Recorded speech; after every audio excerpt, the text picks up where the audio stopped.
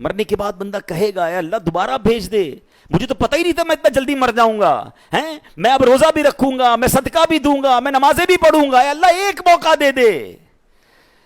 اس کے بعد کوئی موقع نہیں ملے گا۔ ہیں اعلیٰ حضرت لکھتے ہیں نا، اترتے چاند ڈھلتی چاندنی جو ہو سکے کر لے، اندھیرا پاک آتا ہے یہ 2 دن کی اجالی ہے۔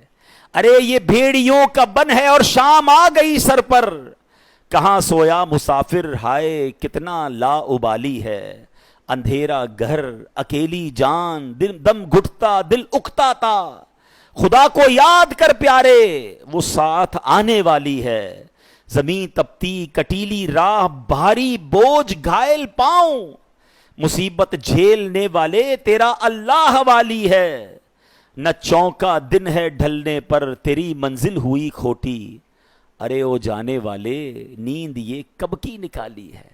ہم سب دنیا میں جانے کے لیے آئے۔ میں نیو کراچی میں گیا، میرا بیان تھا وہاں پر۔ بیان کے بعد مجھے لوگوں نے کہا کہ پاس ہی ایک گھر ہے اور وہاں بڑی جوان موت ہوئی ہے، والد صاحب کو صبر ہی نہیں آ رہا ہے، آپ تھوڑی دیر کے لیے چلیں دعا کر دیں گے ان کو کچھ تسلی ہو جائے گی۔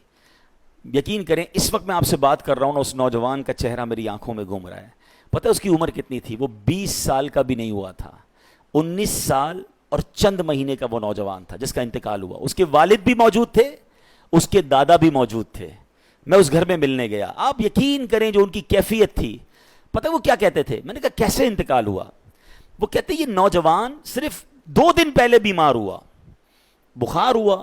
ہم نے کہا نارمل سی بات ہے، گھر میں دوائی دے دیتے ہیں ہم بخار میں۔ اگلا دن اس کا چہرہ پیلا پڑنا شروع ہو گیا، ہم سمجھے پیلیا ہو گیا ہے، علاقے کے ڈاکٹر کو دکھانے گئے کہ جناب کوئی تھوڑی سی دوائی دے دیں، جوائنٹس لگ رہا ہے۔ شام تک اس کی طبیعت اتنی بگڑ گئی کہ ہم پھر کسی بڑے ہاسپٹل میں لے گئے۔ ہاسپٹل والوں نے کہا طبیعت سیریس ہے، راتوں رات اس کو ہاسپٹل میں ایڈمٹ کیا اور اگلے دن اس کا وصال ہو گیا۔ ہم نے جتنے ٹیسٹ کروائے، وہ کہتے ہیں جو ٹیسٹ کی رپورٹیں تھیں نا وہ بھی نہیں آ پائیں۔ بندے کے انتقال کے 3 دن بعد ٹیسٹ کی رپورٹیں آ رہی ہیں کہ بلڈ میں یہ پرابلم ہے، وہ یعنی اتنا بھی ٹائم نہیں ملا ہمیں کہ ہم اس کی ڈائگنوز کر سکتے کہ اس کو پرابلم کیا تھا۔ بڑا پیسے والے تھے، بڑا گھر تھا، سب کچھ تھا، مگر وہ 20 سال کا نوجوان اب اپنی قبر میں اکیلا ہے۔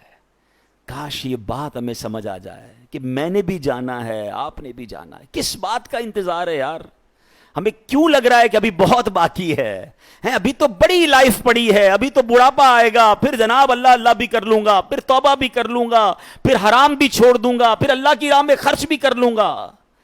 دادا موجود ہے، پوتا قبر میں ہے۔ آپ کو ایسی بھی قبر ملے گی جو 15 سال میں قبر میں گیا ہوگا، بلکہ قبرستان میں چھوٹی چھوٹی قبریں بھی ہوتی ہیں، بچے بھی قبر میں گئے۔ اٹ مینز ہم میں سے ہر کوئی ایک سیکوینس سے آیا ضرور ہے۔